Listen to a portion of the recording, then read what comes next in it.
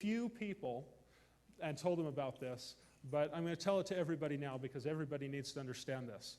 And you may not understand the implications of this for a long time, but listen to what I'm about to say. Paramagnetic materials changed based on geometrical structure alone. So, oh, I got to tell you this neat little story. I learned about this, read the book. The very next day, I took my daughter, Sage, the one in the picture, to the Science Museum up in Denver. And we were waiting in line to get into the Science Museum. She loves it. She goes to see the Egyptian display. She likes to see the Native American displays. Really fun stuff. We were waiting in line, and there was this little kid about this big waiting in line with his family in front of us. And he is standing there with, I kid you not, this in his hand with little fins off of it as a rocket ship. I said, wait a minute, that, I catching it out of the corner of my eye. I said, wait a minute, that looks really familiar. And this kid is flying it around. And I look at it, and this one isn't even completely accurate. His little rocket ship even had the windows of this tower in it. And I knew right then that I was being led to an answer about paramagnetism. That night, I learned about magnetic resonance and the importance of magnetic resonance in our lives.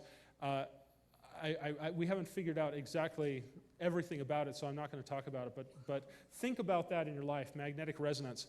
That little boy was almost like a serendipitous messenger saying, you're on the right track, go with it. So, let's see if I'm missing anything. Any questions about this so far?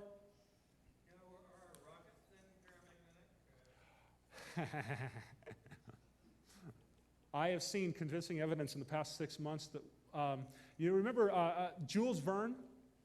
Jules Verne wrote From the Earth to the Moon way back when. He had pinpointed Cape Canaveral to within, I think it was 50 miles.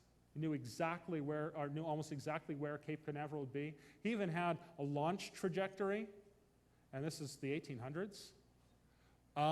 I've seen convincing evidence, mathematical formula that says we launch at that spot to get, at a specific time, to get our rockets into a specific spot that then levitates it out of the orbit, or out into orbit.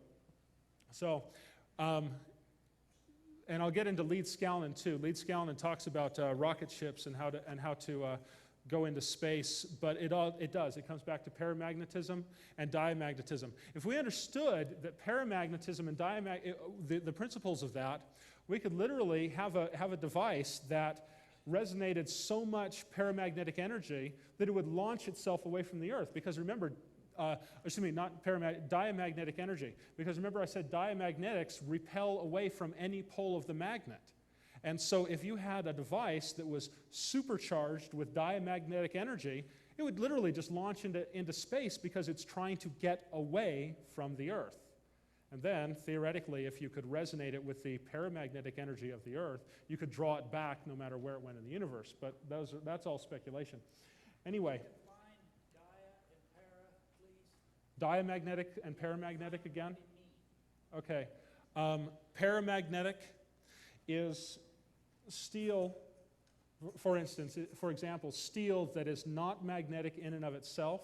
It will not stick to a magnet, and yet if you put a current across it, then it will become magnetic, just like a copper winding. Okay. Paramagnetic is materials that if this was a magnet, it will move away from a magnet. Oh, sorry, diamagnetic. Thank you. I apologize. Diamagnetic. So here's the secret. Paramagnetic materials change based on geometrical structure. This is a piece of sandpaper. No magnet will stick to it, and yet if I were to suspend it by a string and move a magnet close to it, it would move towards it based on its geometrical structure alone. Okay? This happens on a macrocosmic scale with that tower. It also happens on a macrocosmic scale. If you're to study bismuth, you would I can't tell you about the studies in that, but I can tell you that study it, and you will discover that magnetism, paramagnetism, conductivity, and this is in your notes, conductivity and superconductivity all are contingent on the geometrical structure of the element that you're working with, okay? Bismuth turns heat and cold into energy based on its structure. A superconductor will conduct energy based on its crystalline structure. A magnet is a magnet because of its crystalline structure. You take away its crystalline structure, it's no longer a magnet. You give it back its crystalline structure, it's a magnet. Okay? This is one of the most important things that you will ever realize if you're going to build a magnetic motor, if you're going to build something that's going to energize your yard. It all comes back to geometrical patterns. Okay? Our thoughts are geometrical patterns. Remember how I said, I put up that picture at the very beginning and said, I want to imprint everybody with a thought pattern, okay?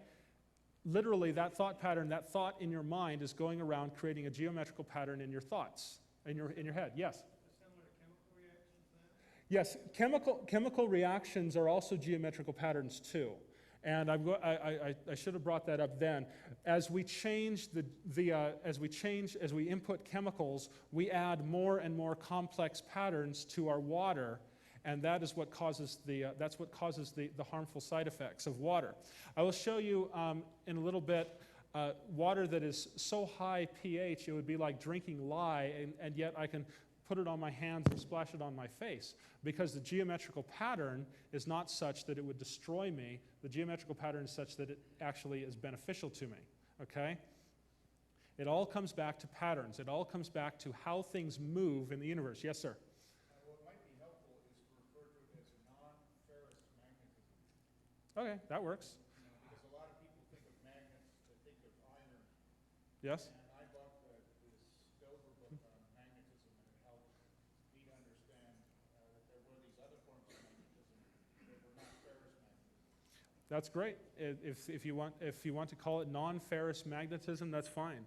I refer to it as paramagnetic in honor of Phil Callahan, because while he didn't coin the term, he did do all the major research in paramagnetism and why it's beneficial for the body.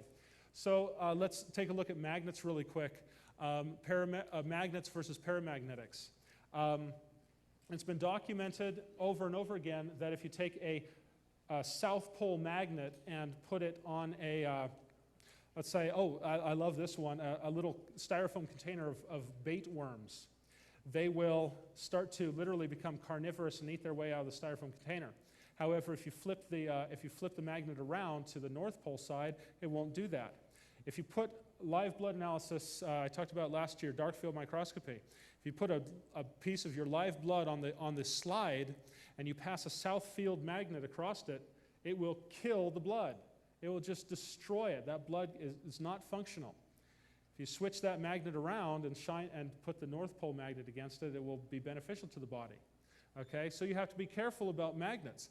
Paramagnetic is completely different. It's literally exactly like us, so it gives us energy. You don't have to worry about poles. Yes? Can you comment on scalar versus paramagnetic and diamagnetic? I don't quite understand what you're saying, but I will get into the scalar standing wave in just a minute, okay? Because that, interestingly enough, relates to the Joe cell. Okay, moving along. Am I making sense? Yeah. Okay, great. The next thing that we come to